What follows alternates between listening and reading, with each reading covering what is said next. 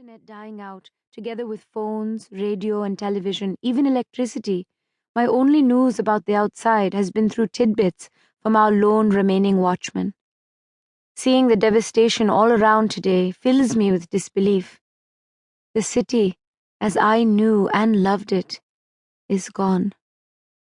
Somewhere towards Metro, a gun fires 3 times, looters probably, executed by the police, or perhaps by vigilantes, the police force, according to our watchman, having also fled. I wonder what would happen if I bolted, wrapped the pomegranate in my dupatta, and leapt over the rubble that used to be the entrance. Would the fruitwala run after me? Would the vigilantes fire at me as well? Surely their code of conduct must frown upon the gunning down of women. Perhaps the fruitwala sees the calculation on my face, because he takes the pomegranate from my hand. He eyes me carefully, and I see him appraising the Mangal Sutra I wear.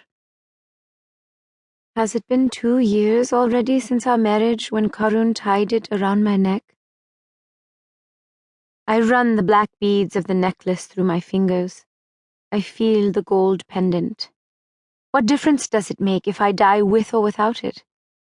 At least this way I will feel I have a chance. I take off the Mangal Sutra and hand it to the fruitwala.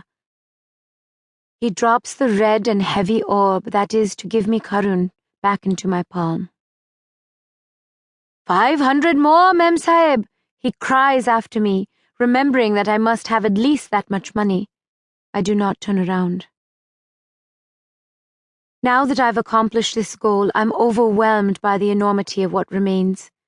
This morning, when I informed the watchman that I too was leaving for a while, like most of the other residents already had, the sole imperative in my mind was to find Karun or risk everything trying. I couldn't bear to waste another day waiting for him, not with so little time left before the promised end. Except, I didn't pause to formulate a strategy. I have no game plan on how to get to him. The last time we spoke, before the phones all jammed, he called from the conference center in Bandra, several miles north. Perhaps I can take a bus, I think to myself, before remembering the roads are bereft of traffic. Anything with wheels and petrol driven off in the scramble to evacuate. Even the police station near the market lies deserted, stripped of all its jeeps. My only far-fetched hope is there might still be a stray train.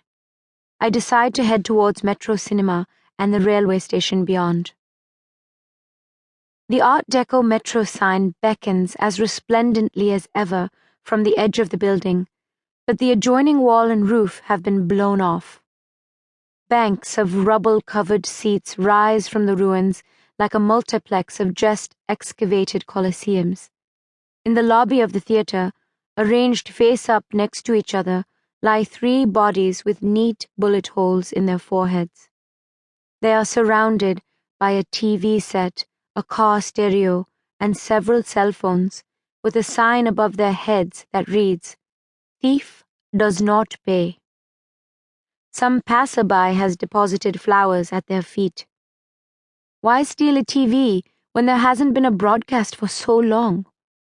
I think of myself laid out next to them, the pomegranate positioned as a warning above my head.